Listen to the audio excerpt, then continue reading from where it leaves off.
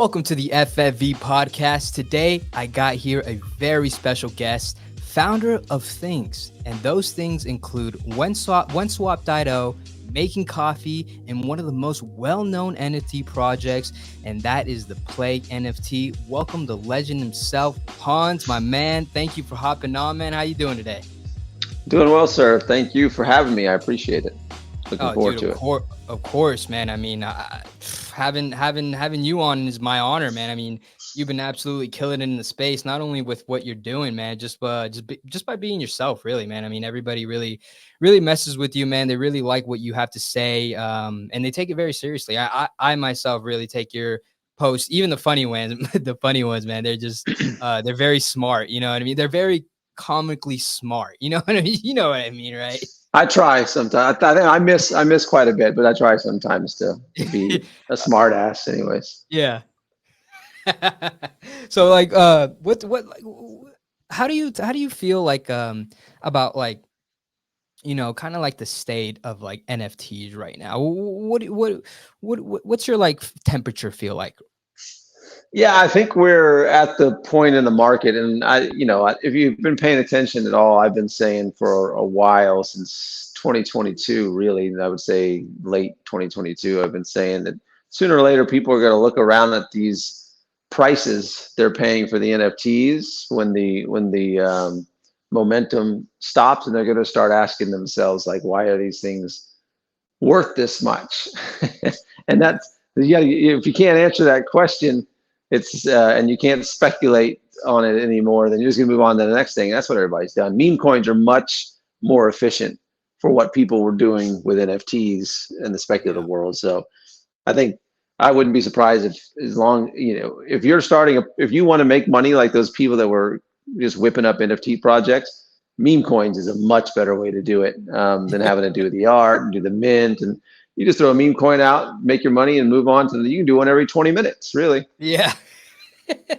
I feel like you're right, man. It is much easier to do it just because also for the fact you don't have to, I mean, you do and you don't as much. You have to take care of a whole entire community. You know what I mean? You do in Yeah. a sense to where like you memeify things but like an NFT project, they expect you to fucking suck their balls and everything, including change their diapers, all that shit. And I'm not gonna lie, man, I myself am learning that kind of lesson. Obviously with my PFP, I have a Bored Ape and stuff like that. And it was my Yeah. first cycle into crypto and let alone NFTs. As I start selling off of most of my NFTs, I could feel the blind bias just slowly slipping away. And I'm starting to realize like, dude, you're like, I was caught up in there. I thought, when we hit like 100 ETH, we're going fucking to Valhalla, 500 at that. I was one of those suckers, dude. I am completely honest with it. I was See, blind. I sold at 100 ETH because I looked at Damn. it. Yeah, I looked at it and I was like, okay. I bought in at 35, 36 just ETH, and it was in October, early November of 2021. And I bought it because I was like, well, this is seeping into the pop culture. All of the old CEOs that are trying to look cool and hip that have money are going to buy these things to try and, uh, you know, get themselves some street cred in this thing. And that's really what happened. And all those, and then so I rolled some Bitcoin into ape. But when it got to 100 ETH and people were talking about, oh, 400 ETH, 300 ETH, I was like, I'm getting out of here. That's crazy. Nobody's going to be able to. How can you? I couldn't justify $400,000, $450,000 for an ape. Um, So like so I how do you sold. say sorry, go ahead.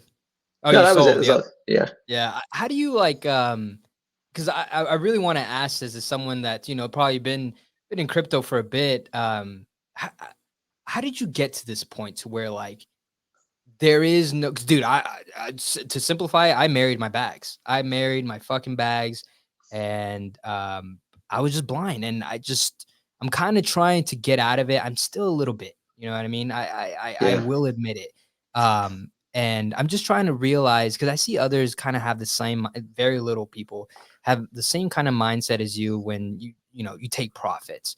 How do you get rid of that emotional attachment when you're just in there, you know? It just depends on my intent when I bought it. So when I bought Okay. the ape, Okay. I knew, like, I don't, like, in real life, I won't buy a fancy car or anything like that because it's just not my personality. I don't really want people paying attention to me and looking at me and stuff like that. So I just don't get that stuff. So I knew when I could feel the pull of the ape.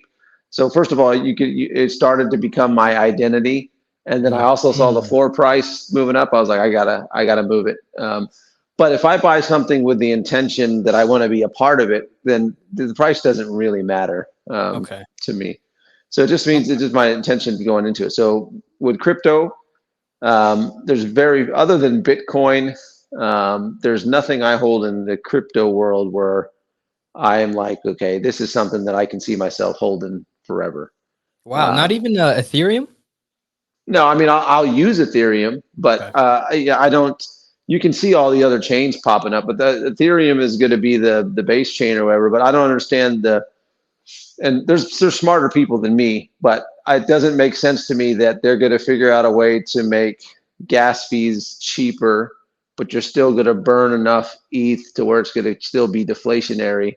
It doesn't really add up to me. I guess it's just going to depend on the scale, but then you got all Yeah. these other chains that are doing fine, like Yeah. Solana, and some of the other up and comers. So for me, Bitcoin is really the only one that I'm like, hey, this is one that the math is just there. There's nobody to screw it up.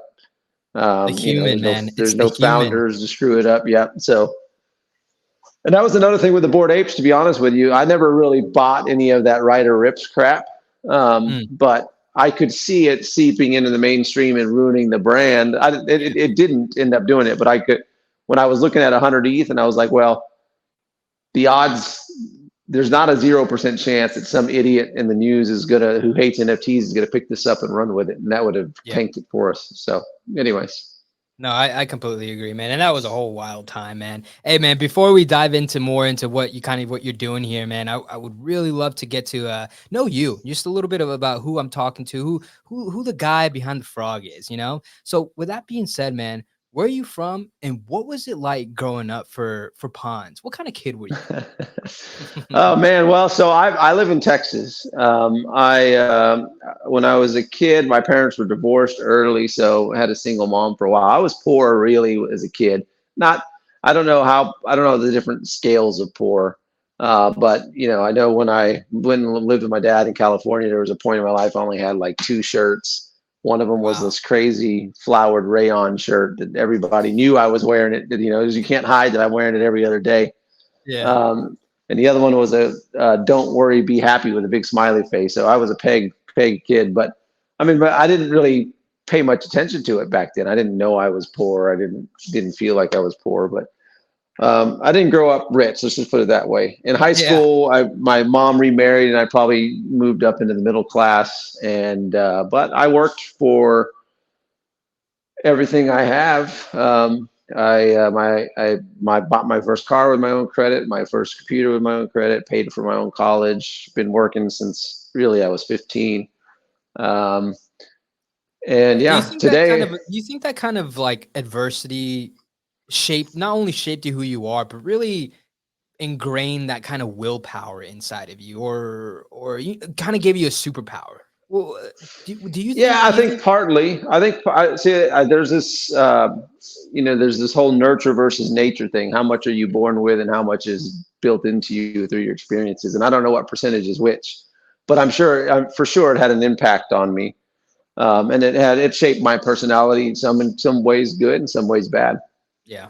No, I completely understand. And I kind of had a similar upbringing as well, you know, single mother.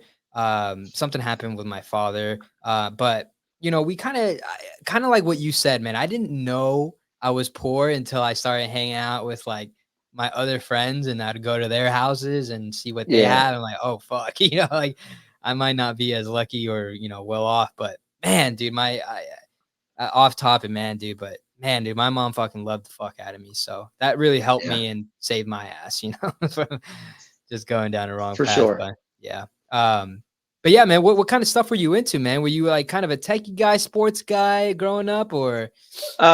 Mainly sports in high school, and then I've always been intrigued by business, just the Mm, game, just the game of it, the competition, the strategy behind it. I've always been intrigued by it.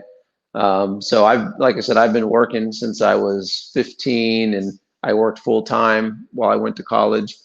damn. Today, I'm an executive at a Japanese company. I'm based in the U.S., but the home base is in Japan, and Ooh. um, What's that all about?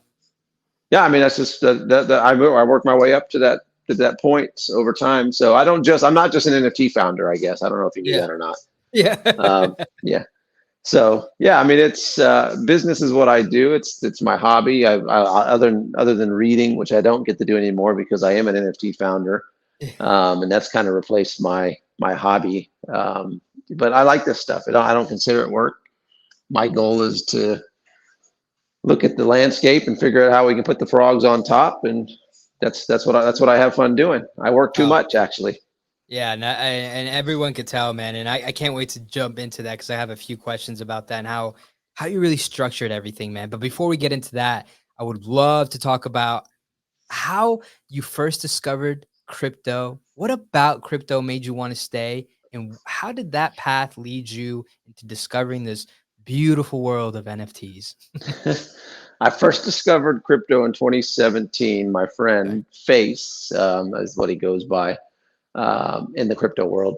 Mm, He introduced me to Bitcoin, and so I bought Bitcoin in 2017. Not a lot, because then I saw altcoins, and I bought some ADA back in the day, mm. some SIA coins, some XLM, um, and I got wrecked.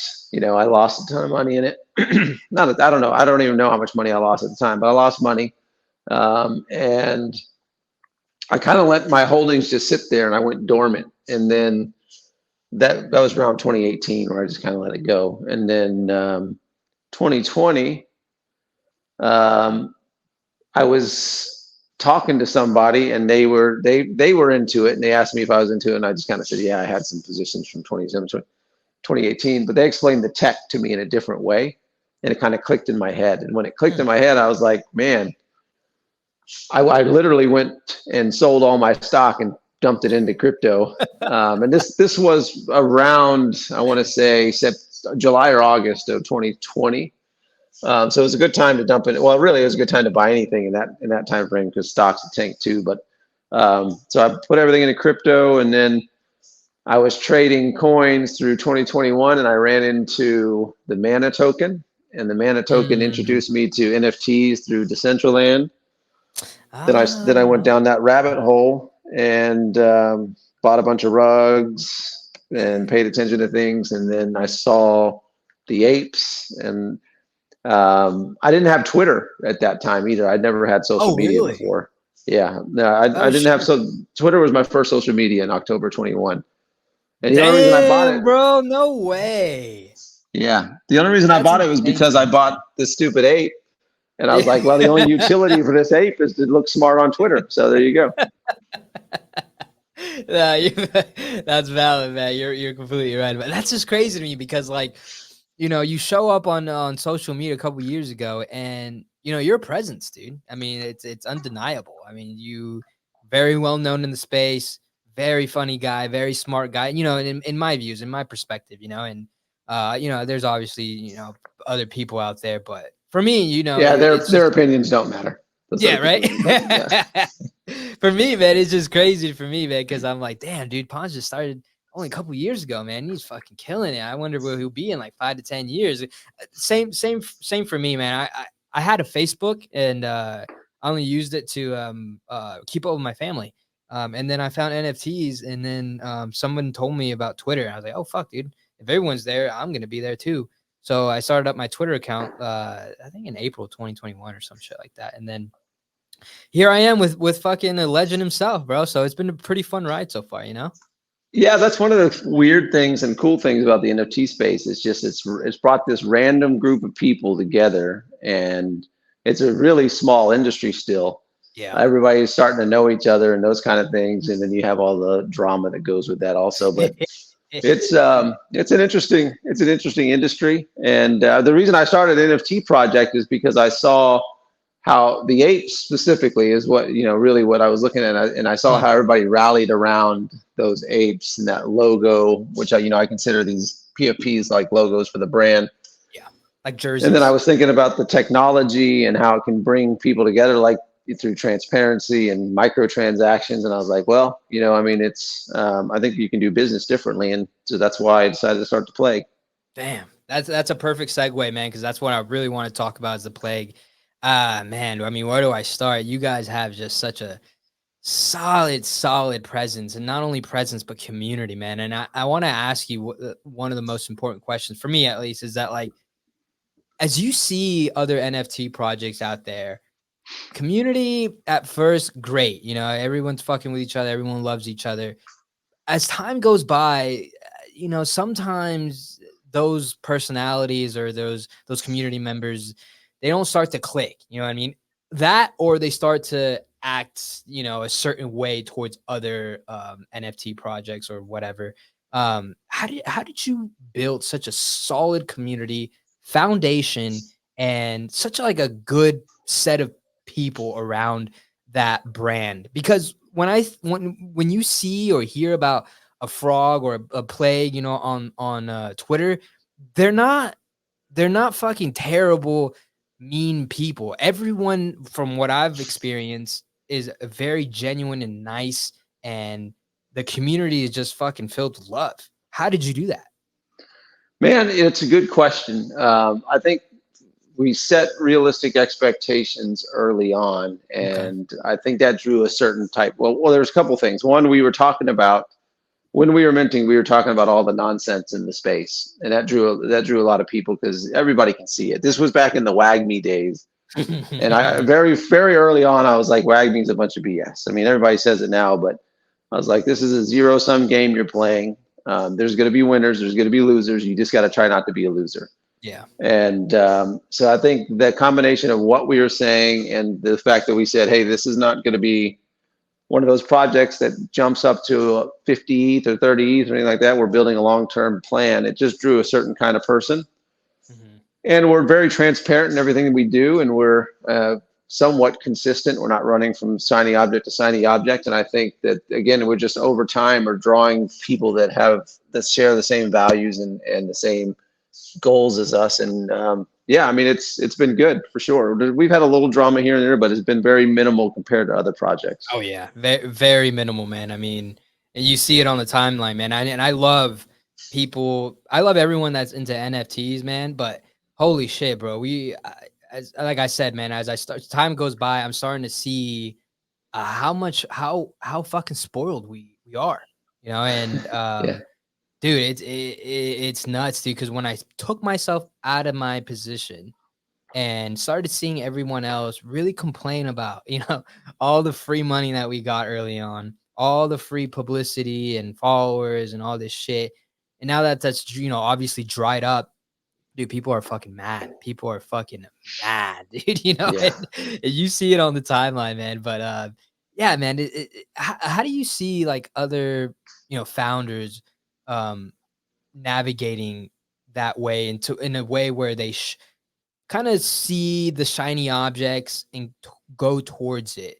Why is that such like a not a good? And this is for me, like, dude, I don't know how any of this plays out, but I'm trying to learn from people that've been here for a while and just like, what do you think is going to happen to those people, like those founders, those projects that always constantly chase the shiny things?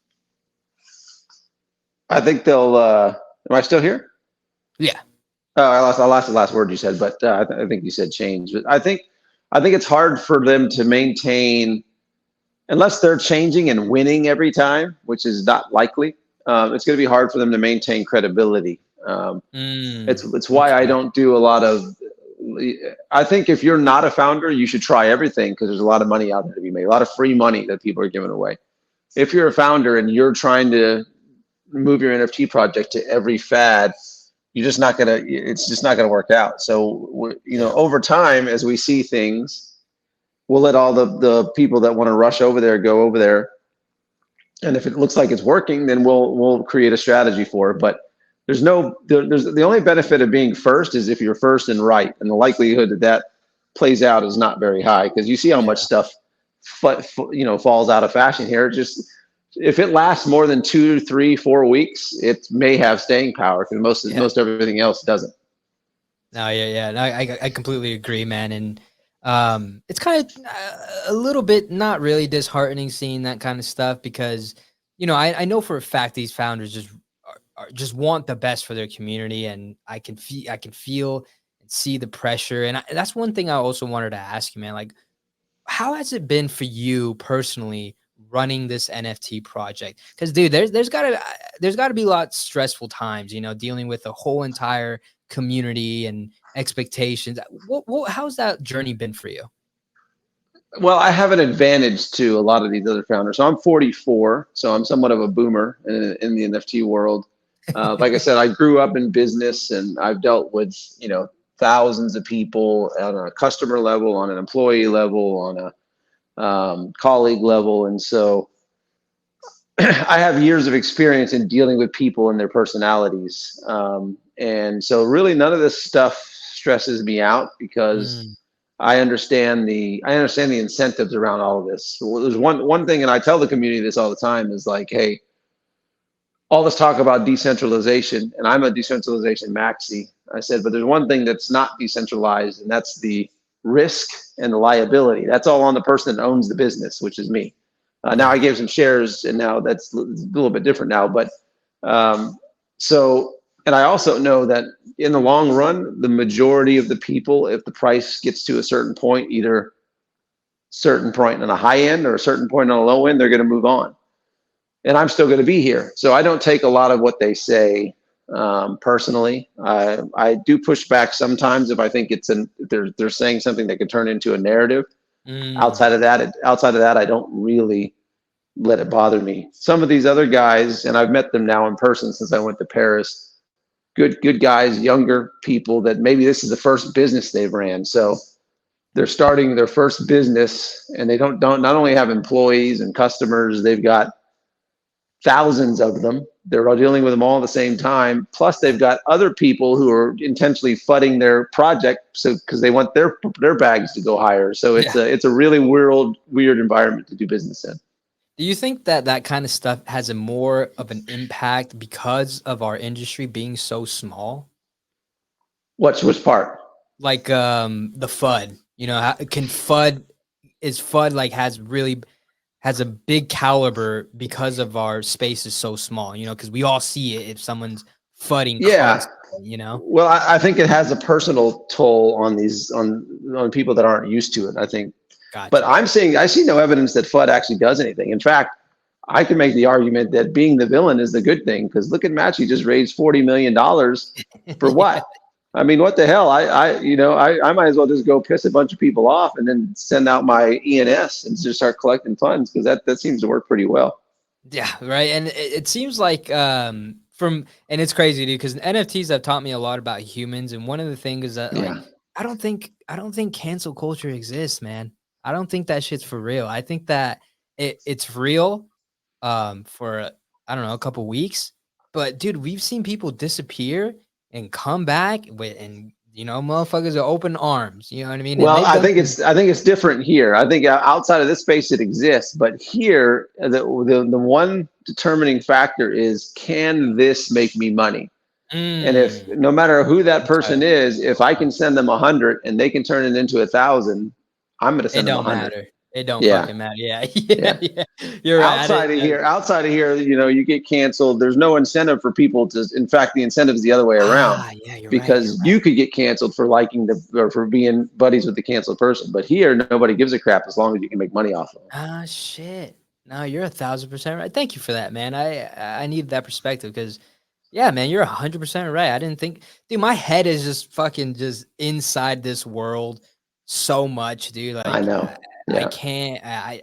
Sometimes I'm like, dude, fuck, man. What's real? But like, it's. I love this space, man. I love it so much, man. I love being here every single day. So it's like you said, it's not work for me. I genuinely just love being here. But Yeah. yeah, man. Real quick, man, I wanted to ask, like, from what I've seen, dude, like the plague has been doing great. I love seeing them succeed. I love seeing the community just thrive and just really have a strong presence. You know, when you see a frog, I think I'm pretty good at like understanding the culture and how when we see certain PFPs, there's a sort of a notoriety, a good notoriety that the plague has, which is super cool.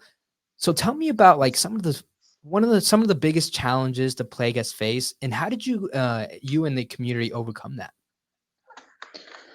I think the biggest challenge that the community's faced in general is, from a team perspective, we've missed some deadlines on some deliverables, and that causes some angst amongst the community because you look around and you see everything outside of NFTs is mooning, and then you look at your bags and they're tied up in ETH on a frog.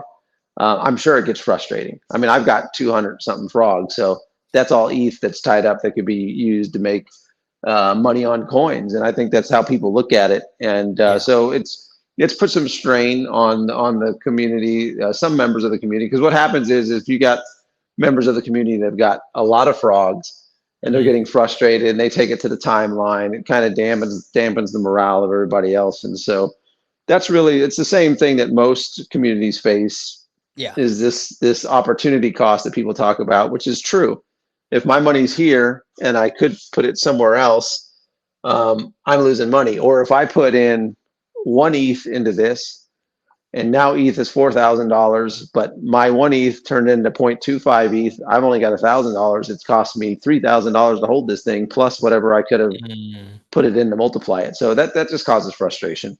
Yeah, no, 1,000%, man. And you know, I was doing kind of something similar along those lines where I was trying to chase the bag, and dude, I got burnt. I sold off a couple of NFTs and to buy another NFT, and I got fucked for that, dude. I should have just kept the other ones, dude. But Yeah, it's hard. I mean, I think people underestimate because you see the stories on the timeline, all these people making all this money. yeah, But most of the do ones you that are believe all winning, that? I think the ones that are winning have the edge. Some people just get darn lucky and good for them. Okay. But I think some people have the edge because they have the information before we do, one way or the Mm, other. And I think that those are the people that are actually winning. Some people out there are probably really good traders. There's always, just like in any sport or any business or anything, there's a small percentage of people just have it. And I'm sure there's some of those people like that Cirrus guy. I'm sure he's just one of those guys that just understands it, gets it, knows it. The most of us, it's just a game of luck, and if you chase it around, you are going to lose. okay. And I learned that also trading coins. So it's a meme, but it's true. As soon as you move out of one thing, it pumps, and the thing you moved into dumps. So I try to avoid that, really. Yeah. Do you think that, traders or, someone like you and I, do you think we have to go through those? I call it tuition. Like I have to I put in my mind like I have to go through these losses so I can learn. But I'm also trying to risk management now, like I don't try to chase every single thing cuz what I've learned from the NFT space, man, is that I try to gobble up so much because I was trying to make so much money on all these things that while I was trying to do so much, I was doing fucking nothing, man. Like Yeah. nothing. And I was just like, I need to step back, focus on one or two things and kill that. And man, dude, I just missed out on a lot just for trying to open my mouth big enough so I can fucking fit that hog in there, and it's fucking Christ, dude, I bit off way too much than I can chew. But dude, tell me what's been going on recently with the play and what should we be looking forward to? Yeah, so we've got a lot of things going on in the background. Some that nobody knows about, some that everybody's been waiting on. Some like WinSwap, MVP should be coming out soon. Making Coffee, finally the website and everything should be 100% where it needs to be. And then um, we have some cool stuff coming out. So yeah, of course Portal and Block and how they farm.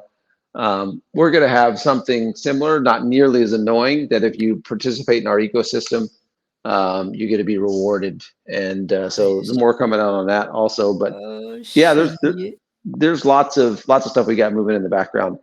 60 Damn. days from now, my goal is for everybody to look around and wonder what the hell hit them. And that's kind Yeah. of how I'm playing it. Man, dude, that gets me excited, man. I'm excited for you, man, and the team. If there's any team that deserves the biggest W's, man, it's definitely the Plague, man. Those people have just been so fucking cool to me, and just super helpful too, man. I remember asking a couple of questions early on when I first kind of just started to hear. It was always the Plague, people, community, always trying to help me out. I don't know what, like I said, man, I don't know what it is with your community, man, but they're just some solid ass fucking people in that community. I've Yeah. never seen, um, you see some certain PFPs, you can't talk to me because you got 100 or 100K, or you know what I'm talking about, all that Yeah. elitism shit. There's just none in the play. I mean, there probably is, but like virtually from what I've seen, good bunch of fucking people, man, and I'm excited for you guys. And dude, and that was another thing I want to talk to you about was making coffee. I think what you're doing over there is just super cool, super interesting, and I want to shed a light on it, man. So tell me, man, what exactly is making coffee? Yeah, so making coffee it's going to be our proof of concept on whether you really can build a brand out of Web3 with a community better than if you didn't have the community. So that's one part of it. That's kind of always been the intent of our business model. Two, we're really trying to use the ethos and the philosophy of Web3 to where we'll bring transparency to the coffee business, and where we push more of the profits back into the community and to the farmers themselves. Mm, So we're not looking to get rich off of coffee. We want to sell a lot of coffee. We want to build a premier brand, but we don't need to go build a big corporate office. We don't need to hire all these people. We have a community that we think can help us build the brand, connect us to the right people, get our coffee in the right spots, and we want to reward them for doing that. And at the same time, we want to connect the end user to the farmer and the people throughout the chain, and bring use the blockchain and other technologies to bring people closer together. yeah, man, and I'm actually seeing that when I went onto your to the website, and I saw a couple of really interesting, photos and initiatives that you guys were doing. Let me pull that up real quick. I really wanted to show it off. Present. Let's share the screen. Go to making coffee. Share. So yeah, man, this right here, the website phenomenal, dude. I fucking love it. I go down here and I started seeing all these tweets, and I see that you guys are really actually building a community around you guys. There was one certain thing that I wanted to check out that I was looking at right here, the coffee farmer, roaster, retailer, all the way down to the consumer. And what you're doing here is like connecting all of us, correct, to each other. And Yeah, and really, we haven't even done it yet. Wait. Once this thing is really up and running, you'll see it play out in action. okay, okay. And when I was trying to do my research, man, I see down here that you could actually talk to the farmers and everybody that has ever dealt with that bag or that coffee. You're relaying messages, quality concerns, or what have you. Is that what's going on? That'll be the end state. Yeah. So that's what I'm Nice. saying. We have a lot that we're building out here, but that is where we're trying to get to, is where we're connecting people different ways through our ecosystem. Damn. No, man, it's a pretty cool thing to do, man. And I saw the craziest thing, man, a partnership with the whole entire country, bro. That is fucking insane. Could you talk about that? How did that even go down? Well, again, that's the beauty of building with a community. I have two Oh, of our holders that had connections with no the way. government of El Salvador. They made the introduction. And we talked. I mean, I went to the U.S. Embassy, for El Salvador, introduced myself as Pons, No and way. met the ambassador. Yeah, I mean, it's really crazy. But now Oh we've got to man. sell. We got to sell coffee. We got to live up to our end of the bargain. They've lived up to Yeah. their end of the bargain. We got to live up to our end of the bargain. Damn, man, that's awesome. When I saw that announced, I had to double check. I was like, dude, is this even fucking real? A whole entire, Yeah. a whole entire, man. It was kind of surreal to see, man, because you just don't expect that, like an NFT project, going in there making an NFT project and then going to this and man, it's just fucking crazy to me, man. But if everything went right, if everything went right in your eyes and things just executed well, what is the best outcome for making coffee long term wise? The best outcome of making coffee is that we disrupt the coffee industry, that we create a business model that changes the way that people look at the coffee business. And I mean, that's a lofty goal, but that would be the best case scenario. Yeah. Yeah, no doubt, man. And especially the way you guys are doing it, building community together. How I could tell that the community building is super important to you. Why exactly is that part of community building important to not only just making coffee, the play, just yourself personally, and all the other things that you're doing? Why is the community aspect the biggest, not concern for you, but like at least one of them? Well, that's the entire reason to start a business using NFT. Otherwise, it's a gigantic pain in the ass. Why would you want 10,000 loan sharks asking you what you're doing all the time? You can just go get a loan. There's no reason to do it unless you have the community behind you. It's really, really, Yeah. I mean, even like if just say you raise $1 million, you didn't raise $1 million because that's revenue as far as the IRS standpoint. So you raised $600,000. So it's one of those things where you could go get $1 million loan or raise $1 million another way and not have all of the headaches that come with running an NFT project. But the whole point is to do it with the community. Okay. No, no, that makes sense, man. It's completely different from like, your traditional business where it's just straight numbers, profit making, all that good stuff. Nothing wrong with it. This is just a different, I feel like this whole way we're doing it is kind of a reset, like a financial reset to do it more humanly. Do you know what I mean? Does that make sense at all? It can be, yeah, it can Yeah. be if it's Okay. done properly. If not, Yeah. it can also turn to a lot worse. But it definitely can be used for good. Yeah. Yeah. Could you give me like an example of how it could be worse? Well, though the example I always fall back on is the beauty of the blockchain is it allows trustless, permissionless transactions, and you can eliminate the middleman. But it's a public ledger, and that's what makes it what it is.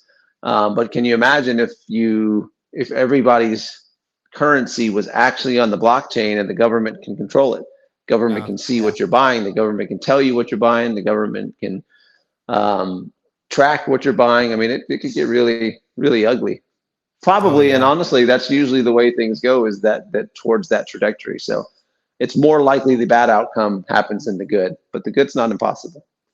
Yeah, yeah, no doubt. And we've seen it in the world. But have you ever thought about, where we're going as the whole world? Like, do you believe in that whole one world system? Do you think that we're going towards that where everything is just digital? Our money, our permit, everything is just digital. And when I say that, like, I don't know where I think you're Canada, or where are you from? I'm in Texas. I'm in Oh, yeah, you're in Texas. Texas. My bad, dude. Fuck, you said that. I'm And, sorry. do you think that, like I've seen, like, a lot of conspiracy theories of this, like, one world coin, USDC stuff, like, if we go down that route, do you really think that it's just, like, some totality control of how, we're gonna just go about our life? I think that's the natural tendency of things, is to drift towards totalitarianism, and then Huh, you always have these. If you look through history, that is just the natural tendency. Is okay. governments form or power forms, and they want to gather more and more power, but there's always revolution in between there that stops it. So what the outcome is, I don't know, but there's definitely, if you look at the scope of history, or throughout history, that's the tendency of things, is to drift towards centralization, because the people that have the power want more power. The people that have the money want more money. That's not just them, it's everybody. Everybody wants Yeah, more and more and more. And the way you get more is taking from others. So yeah. that's just unfortunately the way things work. Damn. Yeah, man, it's crazy, man. But humans love excess, man. But let's move on from that, man. I want to take a kind of a break on that kind of stuff and really get your perspective on a few like specific things that are kind of going on within our space.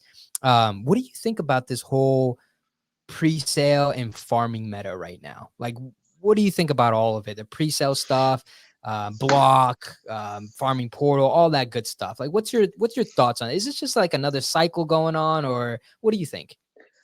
I think the pre-sale thing, I mean, there's no difference really between the pre-sale and an NFT mint. Technically there's a difference, but in theory, there's not really a huge difference. But as far as the farming goes, I think that that's actually one of the things that Web3 brings that could be a benefit for everybody in the long run. So if you think about like Portal, the reason you and I know about Portal is because all these crazy people that were farming on the timeline, they all made money for it, right? Yeah. Otherwise, I wouldn't have known about Portal. So Yeah. before this mechanism of airdrops existed, the group behind Portal would have had to buy social media ads, buy search engine marketing ads, buy some form of advertisement to get in front of people. Now, instead of paying Google or Facebook money to advertise to us, they can pay individuals to go out and annoy and spam the timeline. But the money goes straight to the individuals as opposed to through Google or paying for a Twitter ad or whatever the case may be. Holy shit. So I think it's one of the benefits of the blockchain. I think this, like I got a Saga phone or Saga phone or however you pronounce it. Yeah.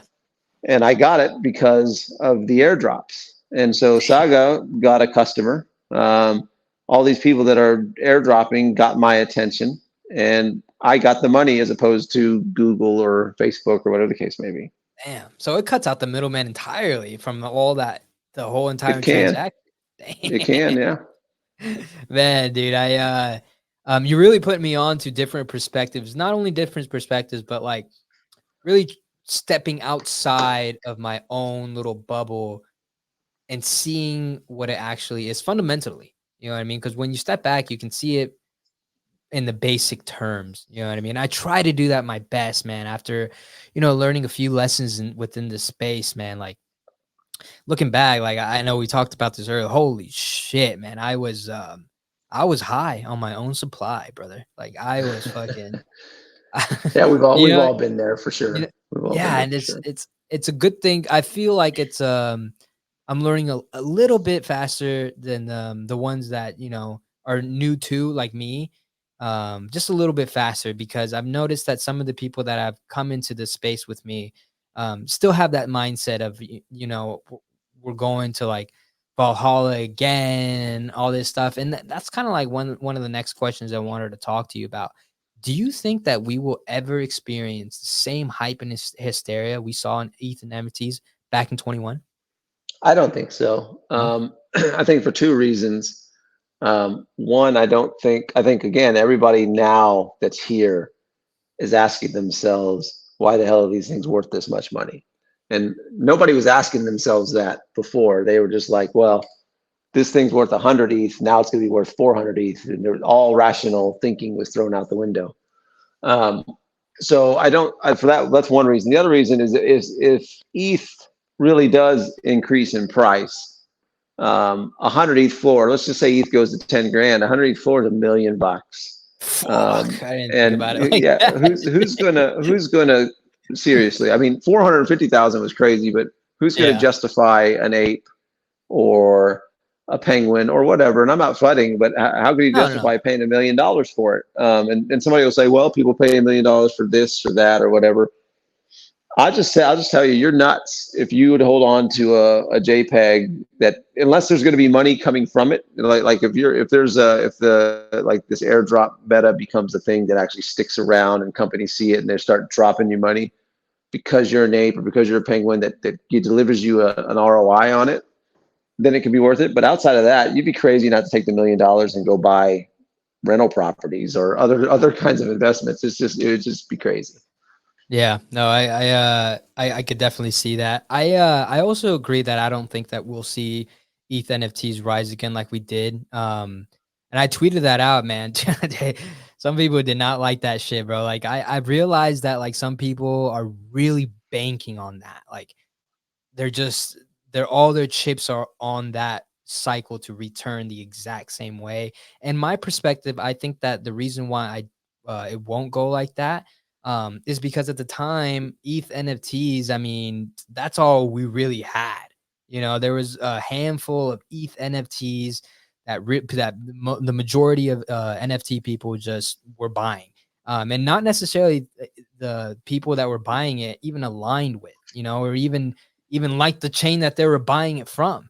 And now that Yeah. we have like ordinals and then more often now Solana and like things like Say and et cetera, there's more options to choose from. And I think that the attention and the money will be evenly, maybe not evenly distributed, but it will be more distributed between all the NFT projects on all different Yeah. chains. What do you think Well, about that? that's a great point. That's point number three, and I forgot to bring it in. Is yeah, the liquidity is spread across chains where it was concentrated really in ETH. Now you've got Sol, now you've got ordinals, now you've got Psi or Say network or whatever it Mm. is, and so you've got, and you're going to have more of them build up. But I would say if there's any chance that there is a pop, it would probably be on ordinals because Mhm. you have people that have held Bitcoin for a while. If they buy into the narrative that art on Satoshis is a cool thing, then you might have a shot at having a bull run over there that's close to what you saw in 2021. I still don't think any of them are gonna be worth $1 million, but you could make some money there. Yeah. No, I agree, and the thing is, man, is that I'm trying to understand human patterns. You know, the same kind of human things and excitement that were happening on ETH are now happening on ordinals. Not as like big as of hysteria, but the signals are there. You know, the people are there, and it's just blowing the hell up, man. I mean, I've definitely sold off. This was another lesson that I learned, man, was selling too early, in my opinion, but realizing that profits is profits. You know what I mean? I had Yeah. a Bitcoin puppet. I bought it for around $1,200, and I sold it for 7K. And I'm like, fuck yeah, dude, I'm a fucking genius. You know, look at me. You know, I'm on top of the world. And now they're like 20, 30 grand. I'm like, oh my fucking God, dude. Like, Yeah, you oh, can't. That's the thing is like, as you know from holding an eight, you could get stuck on the other side of that. So it's very hard to manage, and you gotta live with the fact that it might go yeah, up after you sell it. I've got yeah. lots of those stories too. Do you think bear So PTSD is real? Like bear market PTSD is real? I don't know. I think bull markets are harder to trade in because there's just so many things moving up. You Yeah, try to keep up. that's So true. yeah, I don't What? know. I think all of it just sucks. I wish all my stuff would just go up and I don't have to talk about it, Yeah, but that's not yeah. how. Nah, man, no, for real. I wish the same thing, man. But I learned real quick that not anything, not just everything, anything that goes up inevitably goes down. It was a coping mechanism that I had to endure and adopt, but I'm here, man. You know, I'm fucking learning, and we move forward. You know, it was a great experience to experience all that kind of shit, and I don't think that, and it's really cool to say that we're never going to experience the same hype and hysteria that we saw back in 21, because I was there, you were there, you know, and it will never Yeah. happen again, I don't think. And that's super cool because we were there, we experienced it, you know, it was kind of a one of a lifetime moment in history, I think. And it was a pretty cool fucking thing to experience. Yeah, for sure. My only regret of coming out of 2021 is not buying a punk. And Man, I yeah. think those are the only ones that, if there's ever going to be a $1 million floor on NFT, it could be the Yeah. punks. Man, I But couldn't agree that being more. said, I can't bring myself to spending $150,000 on an NFT again. So I'm just Yeah, not going to. it's a crazy thing to do, man, especially when you're telling anybody outside of our space Yeah. what you're doing. You know, like I told one of my buddies, man, oh look, you know, I bought this picture of a penguin for 5 grand. Like, what? $5,000, dude? You could have fucking bought this, and that. I'm like, I know, dude, but it's cool. It's cute, huh? Fucking minds are blown, dude. Especially when my friend saw like the Bored Ape floor price. I should have listened, bro. I mean, I should have fucking listened. They're like, dude, you need to Yeah. sell that, buy a house. I was like, no, bro, this thing is going to, dude, a fucking $1 million. Man. But hey, dude, I learned, I learned maybe next time I won't be so foolish, but I got to take it in, man. I can't dwell on that shit. I started to do that back a couple years ago, and I was like, oh no, this sucks dick, dude. I got to stop fucking dwelling on this shit, dude. It just doesn't matter anymore. Um, Yeah, nothing you can do about it. yeah, no, nothing really, man, unless you want to FOMO back in and rebuy at a higher price, which I've done before on other things, and I've got my ass handed to me. But again, I just learned. But real quick, man. Speaking of like ETH NFTs, man, I'm always getting like different sides of this story. I want to hear your perspective on it. Do you think blur farming is hurting ETH NFTs, or motherfuckers just coping out here? I think that it probably accelerated the decline of ETH Okay. NFTs. Um, you've got these different narratives that play out. You got the pro royalty guys like me, and you got the anti royalty guys like the beanies of the world. Hmm. And I think Blur accelerated the decline, but it was just going to happen anyways. What it did is it killed rarity for people, Yeah. and uh, it made the volume numbers meaningless, because you've got all these Mm. projects that are on Blur that they're like, oh, look at all the volume we did, but it's not real volume. The Ah, volume I that see. matters, is the number of people that bought your NFT because they wanted to be part of your community. Gotcha. All the Kind other of like, stuff is meaningless. Unless you have royalties and you're making good money on it, then it's worth a lot. yeah. But if you're 0% royalties, the volume's meaningless. Do you think like holder count is a good signal to Yeah, see a yeah, healthy? Yeah. I think so. I think it is, as long as the project's still alive. Because what Yeah. happens Yeah. sometimes is True. you get these holder counts that go up because they were all FOMOing in and the project died, and it doesn't really matter. But for sure, the health of your project is one of the good measurements is holder count. Yeah. No, I agree too, man. It's pretty cool seeing the unique holder counts on all these different projects and how they perform with the unique holder counts and what they've done so far, man. But real quick, man, before we move on, man, I just wanted to ask before like this whole ordinal thing, man. Like you mentioned it earlier that ordinals are really gonna have if anyone's gonna experience a high, it's gonna be ordinals. Like, what do you think about the projects on there right now, like Bitcoin Puppets, Node Monks, Nad Cats? What do you think about projects like that? I mean, I think those guys are all much smarter than us ETH guys. They just put the damn art on the thing, and they don't have to do anything anymore. I mean, that's Yeah. that's that's the that's the dream right there. I don't think, again, I think people will end up at a point. Only so many of them will make it into the actual long-term culture, and they'll maintain a price. Most of that stuff will come back down because they're just waiting for somebody else to buy it at a higher price in most cases.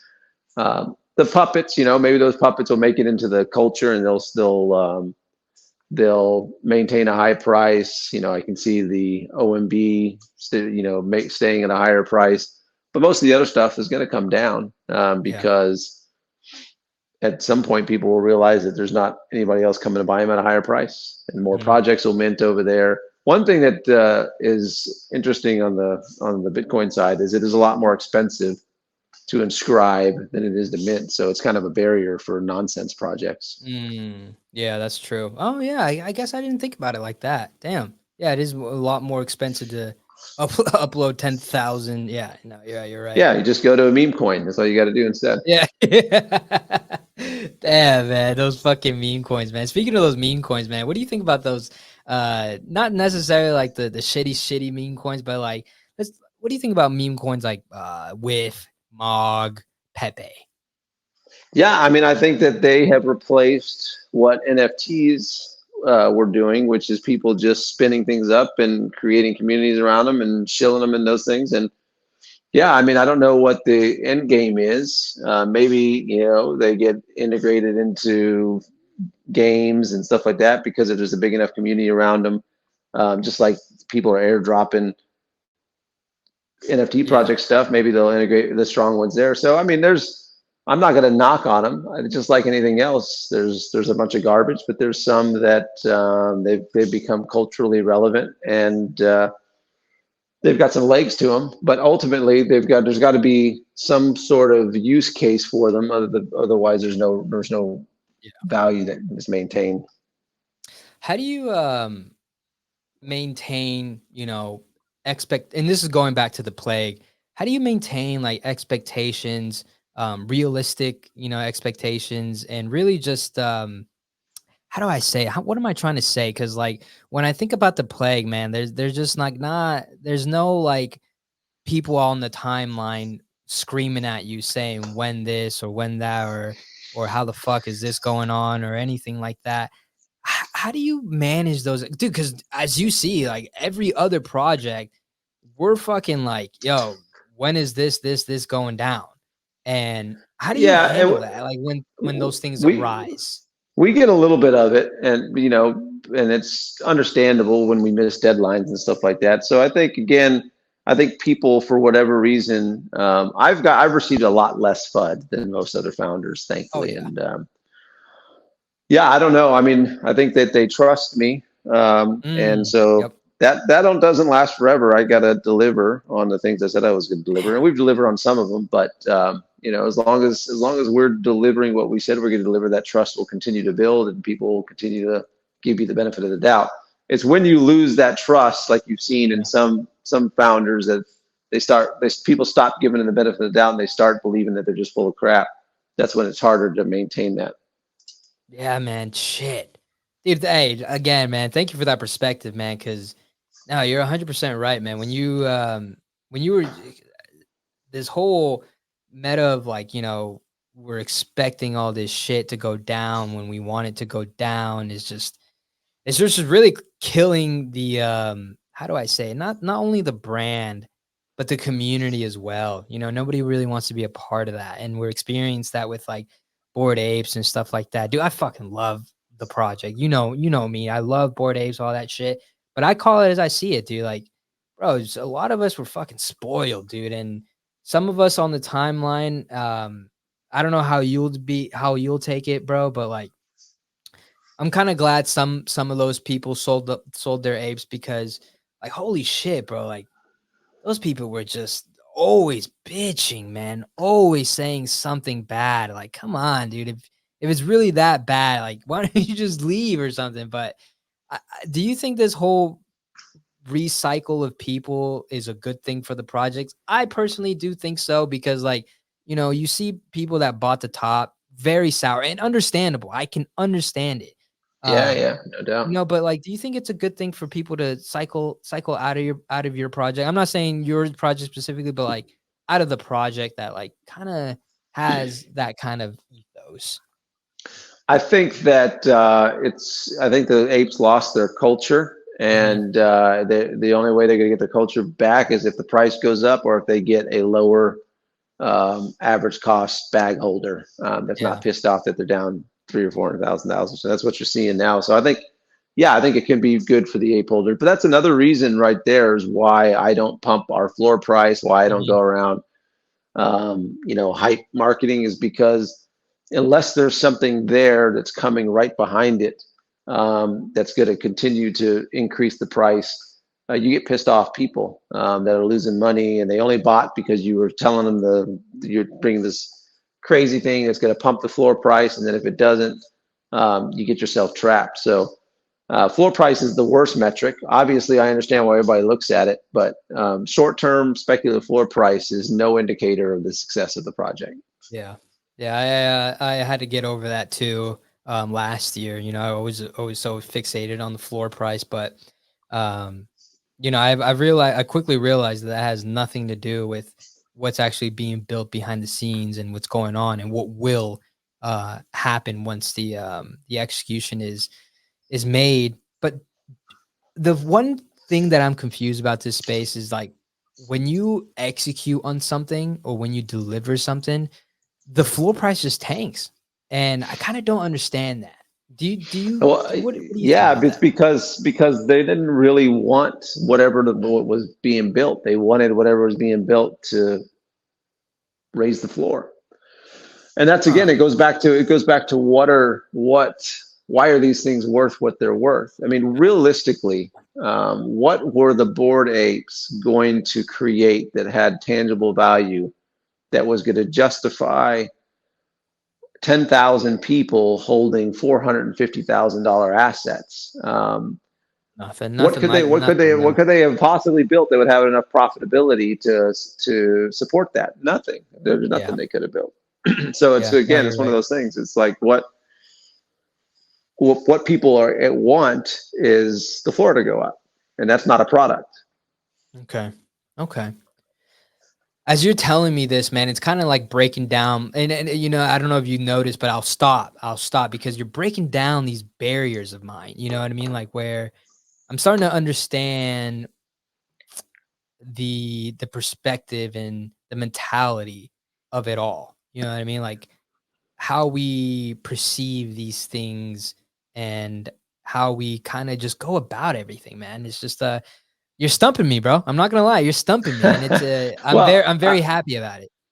I was very idealistic when I started. I was like, oh, we're going to have 10,000 unique minters, and we're going to have, a great holder count to start out with. And this is, everybody's going to be on the same page. And, I had tricked myself into thinking those kind of things. It's just arrogance really is all it is. But, um, and I've been said this now in several spaces that the customer base here, all these people talk about product market fit, and there is no product market fit here really. The product market fit is the price going up.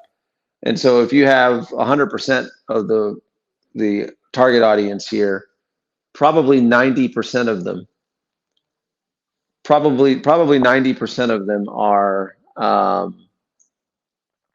here just for the speculation, or maybe let's Do just call it you 75% are here just for the speculation. Yeah. Then you Do have you think that ever another. changes?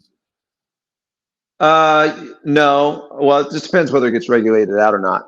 As Gotcha. if this continues to be allowed to happen, I think that a large percentage will just be here for the speculation.